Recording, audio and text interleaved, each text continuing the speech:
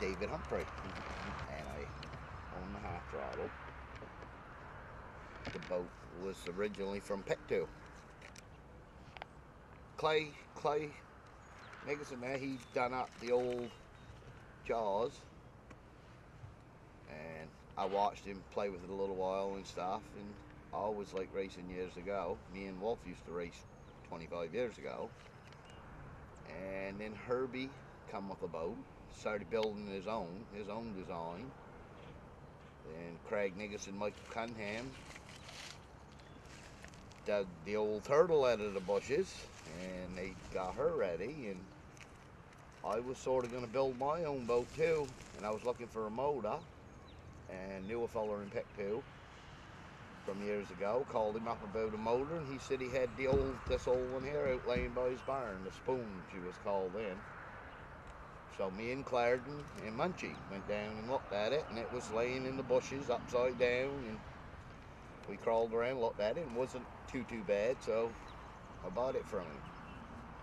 And it was a lot of work. Probably regret that now, but the first year there was 4 boats of us the first year.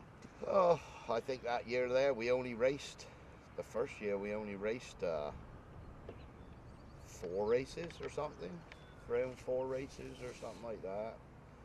It was a long, like we didn't really know what we were doing. Like we had a lot of support though. So we started working on this one in May, and I think we got it ready around July. I think that's when we had the first race in Shag Harbour in July. It was us and Herbie, the breaking point, the Turtle. I bought the boat, but I was working a lot at the time, so Wolf got in with it with me, and we started working on the boat, and then Shannon Newell, he was interested into it, and he likes engines and stuff, so he started helping, and a lot of people helped us the first year. Like the boat was quite a mess, like we had to do it all over and stuff. In the first of it, we took turns. Like nobody knew what they were doing. Like we were just more or less trying to keep things put together, hold together. Had a lot of problems, a lot of blow-ups and burnouts and stuff the first year. Everybody had a whack at it. And the first of it, I guess, it just ended up after everybody got scared of the boat. Wolf decided it didn't bother him too much, and Shannon looked after the motor, so he started running the throttle. I was working quite much anyway. I never had that much time, like Falsis, and then the second race of the year seems to me in Black Harbour, we broke her 82, sunk her on bottom, engine and all. Everything was on bottom. Towed her up off the bottom, and we said, we're done. We figured we was done. She was in hard shape, like put the engine underwater. We said, oh, this is not good. So everybody pitched in, and that was the first bad one. That was the first one. She went to bottom that time. She folded right up. She broke along the side, and she folded right up. And we never got her on shore in time. She sunk with the engine and everything. That was we were exactly 31 days from the time she broke in two till we put her back in the water again. When we did put her back in the water, she was a lot better boat. Like we done her all over that time. Roger Nicholson helped a lot. And Shannon Newell picked the colors out. We sent him after red paint, and he come back with this. So it's called Boxcar Red, I guess. And Shannon picked the name out, Half Throttle. Shannon had an old Chevelle. It was quite fast, had a big engine into it. And Herbie Malone had a Mustang, and they went up and raced on the highway. And Shannon beat him, like not by much, but he beat him. And Herbie asked Shannon after the race, how much was you giving her, old son? Shannon said, "Bow Half Throttle." And we liked that, so that's how she got her name. But Shannon had a lot to do with the boat the first couple of years there. Well, he picked the color, he picked the name. He done a lot of the engine work. Roger done a lot of the work on the boat. Albert Smith and Joyce Smith done a lot of the fiberglassing. Wolf aggravated a lot. Was a lot back then. Like there were only 4 boats that first year, and Everybody had a big crowd around, helped everybody. It was, oh, the best one I ever see. The best race I liked was the one up in Shag Harbour there when we kept running at a full every time we got to the buoy. We was winning every race, but we had the fuel tank in wrong, and she would run out of fuel in the fuel pump. And we'd get about halfway around the course, and we'd be winning by quite much. And then she'd run out of fuel, and they'd have to stop, wait for the fuel pump to fill up. And the other boats would catch us and go by us, and then we'd get her going, and we'd almost catch them at the finish line. That was one of the best ones, yeah.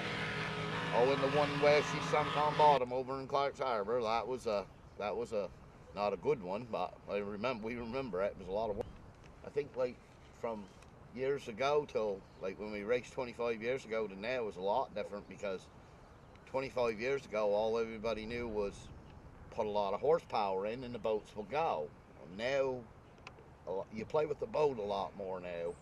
You're getting a lot more speeds with smaller motors now, because you're getting the boats to go good. As you can see, like the boats are a lot better designed than what they were 25, 30 years ago when they were racing. This one here, this is the Pep 2 hull here. This one here has become pretty famous. This hull here, the Jimmy McKeel and him raced this one years ago and stuff. The original design come from PEI. A lot of stuff doesn't work now. Oh, one thing we done one time was we got the big idea to move the rudder. So we moved it quite far. We moved it back about, oh God, 6-7 inches. We figured, well, she'll go faster. And we took the boat out, we did, and they started trying her. She was doing around 55, 57 mile an hour at that time, and they were going down, they were just trying. Shannon was tending the throttle and Wolf was driving, and they were going along 50 odd mile an hour, and Wolf cut her hard over and she sunk right to the engine. She stuck her nose down underwater right to the engine. Shannon was sitting there, the water just come right up to his chin. And then he come back out of the water. After that, we started moving things an inch at a time, not a foot at a time. They're pretty touchy, these boats are, especially with the speeds they're getting now. Like it's changed a lot, because now with the 400 horsepower motor we can get 55 mile an hour, whereas it took us 550, 600 horsepower 2 years ago. It's mostly wheels. That's a lot to do with it. We're getting really a lot better wheels. The keel designs really helped a lot. The keels are making a lot of difference. We got very narrow keels, small keels. Every boat has a little trademark. These boats here, they seem to like they're very good boats. They're not dirty boats or nothing. They're not scary boats. They seem to probably be the best of all the designs, or their proven design. Like some of the other fellows has come up, Gregory Simonson has built their own boat. They're doing pretty good with it. Herbie Malone, he built a boat. They're done good with it for a few years. A lot of the boats, you pretty well can make all the boats go if you want to play around with them. Like, but sometimes it takes years, a couple years. Like sometimes we just found that out a couple years ago about freeing the boat up. Before we used to figure, put another 50 horsepower in and we'll get another couple mile an hour. Now we figured out 2 or 3 rubs on the stern will give you a couple miles an hour. We always thought like the boats, if the boat were going along on the water and they were out to the engine, we thought they were going clean. But now it seems like you want your boat to be really free. You want them to get them right on the borderline of jumping. Not too hard, that'll slow you down, but you want them just so they're borderline bouncing. And it's a very fine line too, because you only have to give 2 or 3 rubs across the stern of your boat and it'll take your boat from that to that. Like, try to do the same things over and over. Try not to do too many things at once. This year has really become a lot different in the racing this year, because it all comes down to, you got to have a fast boat, but you got to be able to cut these boats around that buoy. Yeah, for sure. It's these short courses and stuff. So now it's becoming more driver error. You want 8 or 10 dedicated people that's going to be planning on putting in a lot of time on the boats. Like sometimes like you're 12, 14 hours a day, 6, 7 days a week. Like If you don't, well, seems like the next boat that does put in the time and effort will eventually get things to work, and he will beat you. Like, it's becoming, I don't know, it's serious, but it's fun. Uh, everybody's learning every race. You learn something about your boat. That's one thing. You can never figure out everything to a T. The fans really just enjoy it. Like, just enjoy it. It's something very good, like very unique. This is probably this is the only place I know of right now in Canada. Really, probably. I don't really know much about the West Coast, but that in a small area that has this many high-powered race boats, like, and it's something. It's well worth watching. Like, I've never heard anybody really say that they didn't enjoy them. Like, No. and I think, like fellas, it will continue probably because there's some awful good rivalries going. I think another thing too is a lot of the fans are a lot more serious than the racers themselves. They seem to be. The racers seem to get along pretty good with each other and stuff, but seems the fans just the one. I suppose they can do what they want to. They pay to come to the races. They can say what they want to, but the really most of us, we all work together. I would say it's going to be some real good racing. I would say looking for it to be a lot of photo finishes. I would say a lot of photo finishes. Yeah, it's not gaining in miles an hour. It's gaining in tenths of a mile an hour. Like, it's everything is so close. Like, everybody has the same horsepower motors. It makes for good racing. Then you have to get the best out of your boat. This hull here seems like we had a lot of problems getting this one to go really good in the first of it. We tried everything. We played around. The pet tours had worked out a lot of the bugs out of it. They had the boat going good and smooth and cutting half decent and stuff like that, but we started moving engines and moving rudders. Yeah, because even a millimeter makes a difference with the weight. And we got everything pretty decent. And now this, I don't know how many other hulls in, but there must be 5 or 6 of them or something like that. And now they can come take the measurements usually off of this one, the first one, or like that. This one are Robbie Knowles, they have the dog towner. And they can put the boats together and they throw them in the water and they go pretty good. They go pretty good. They're not all identical, but some of them works a little different. Some engines are a little heavier than others, and some runs aluminum heads, and some's got the old iron heads. The engine's a little heavier, and some's I don't know. It's just like just a little bit, like, you know. But to gain that extra mile an hour, you got to play with some stuff, like. And I would say another thing too is with the fans and stuff there, like, come out and support it. You probably, you're the only ones got the chances to see these kind of races and stuff locally. They're bringing a lot of crowds from away. This one here will be able to draw a lot of the pit tours. Crowds will come up here and stuff. And I think probably this will last a lot of years. I sort of like the traveling. I think I do too. I sort of like the traveling, a few, like, each year and stuff, like, and it gets different places to see it, like, so I know now, on Facebook and stuff, we raced in Pugwash and stuff, and I've got a lot of friends a lot of people from Pugwash and stuff, and they're always keeping track of the races, and Chris and you fellas does a good job with your broadcasting. Trying to get it out there. And with your videos and stuff. A lot of my friends out west and stuff, can't wait for the races. They get to see it on Facebook. I'm not sure which person or anything, but I know there's one person from BC that he can't wait until he sees the videos. It's not local. It's become pretty big because they're seeing it everywhere.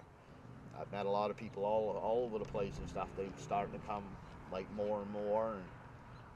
And like I said, I've never heard anybody that didn't enjoy it. Like, it's not too many people is that crazy enough to do that. like I think it's the dare factor, it's the risk factor, and I think the fans really love the course we ran, the 2-buoy course. That's really good.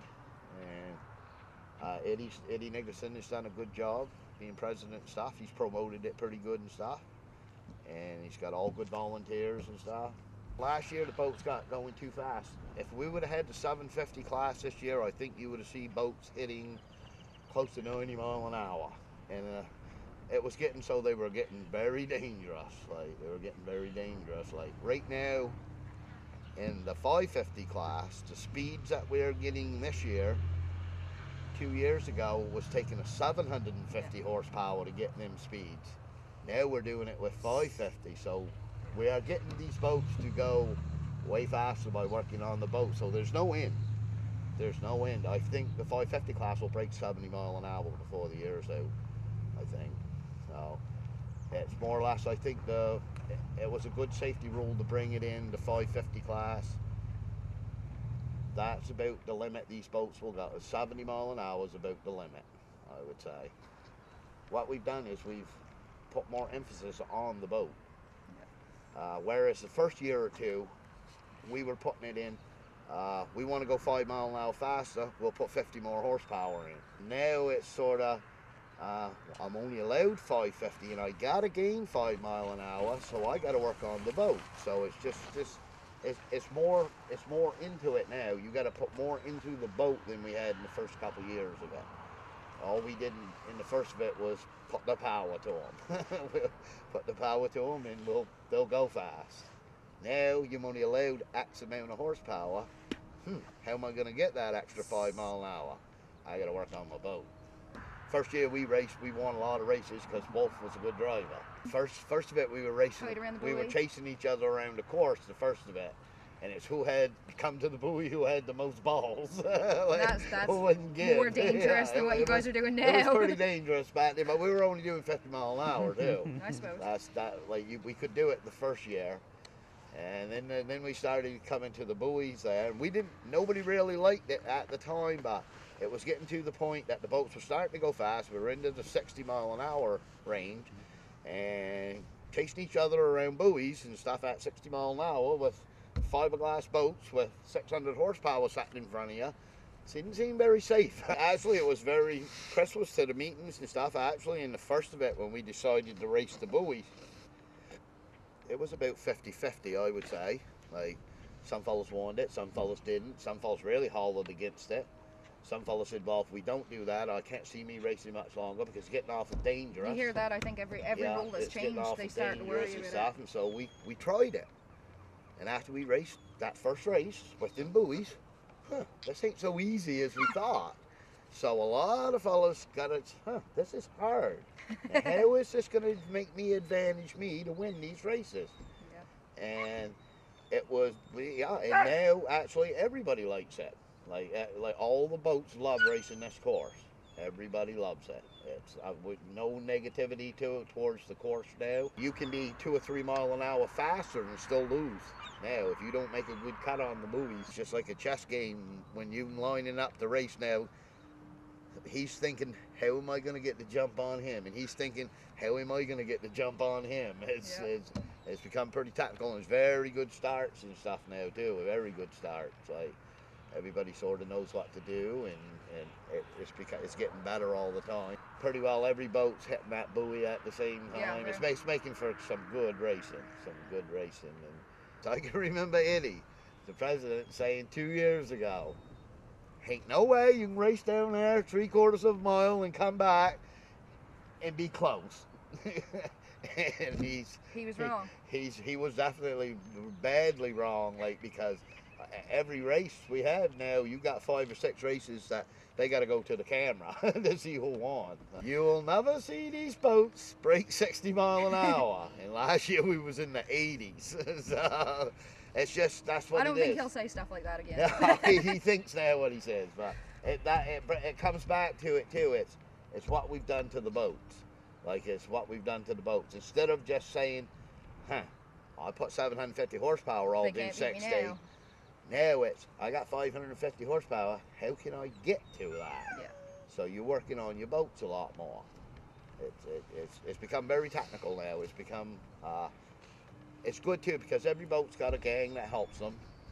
A lot of smart fellas around here. Well, this is boat building #1 place around here years ago. Everybody's got a little experience with boats around here. The older fellas around here, they really enjoy this. That's all they live for, is to get up and chase the boats around and stuff. And it's helping out our economy a lot too around here.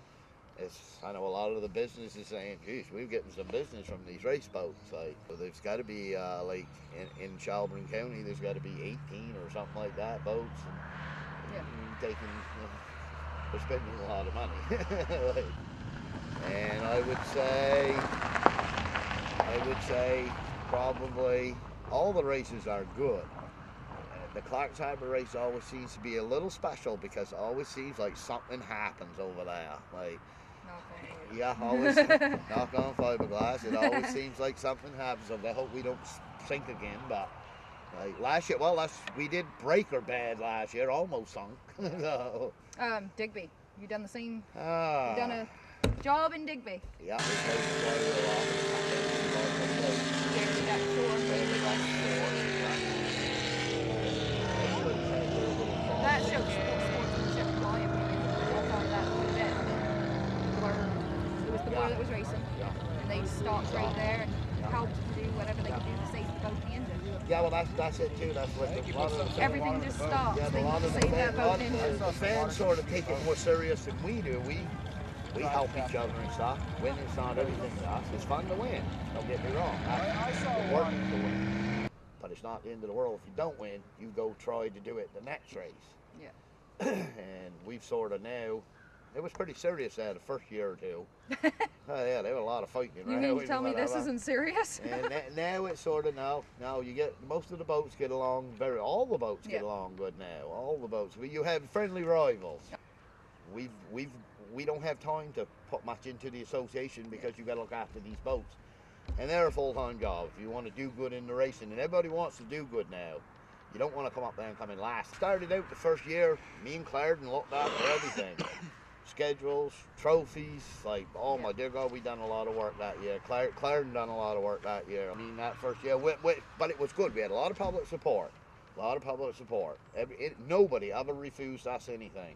We went to all the business and stuff the first years and stuff to get trophies and stuff and donations and stuff. Around the Shelburne County area, everybody has supported the racing, like big time support.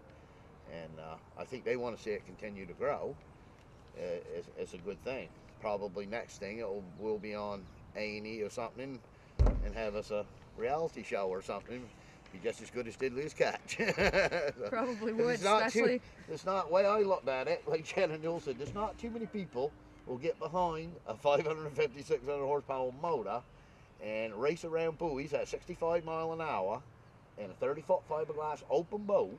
There's a lot of big fear factor into it. Like, but I do notice one thing though, most of the people that's gone for rides in the boats has really enjoyed it. The fans, what I see of it there, you have your local supporting fans and stuff, but it seems like here the last year or two, there's a lot of fans coming from other places. You've been on the beach lately, watching it. Yes, so who have you been rooting for? Well, that's what I told David Link the other night after the race there. I said, this is how times has changed. We first started out, we was rivals, man. We were very bitter rivals, a half throttle and the Stinger. And I said, I sat up there the other day on the beach cheering for the Stinger. I think the fans is enjoying it too, because where I sat on the beach the last time there, most of them didn't know who was winning the races and stuff. Yeah, and you'd had to listen to the radio, and it was so close and stuff. And this race coming up in Clark's Harbor, anybody can win it. Anybody can win it. Whereas the first few years, you sort of knew. The first year we had a big advantage because we was into it first, and we had a good boat, and we was winning everything. And then the next year, we had a real good pit crew and a real good motor. That's what made us win it that year. Last year, the Blur had the same thing. They had a real good pit crew, real good motor. And another thing too is you got to have a little luck. We went all year long with very few breakdowns. Last year we had a lot of problems, and that hurts you too.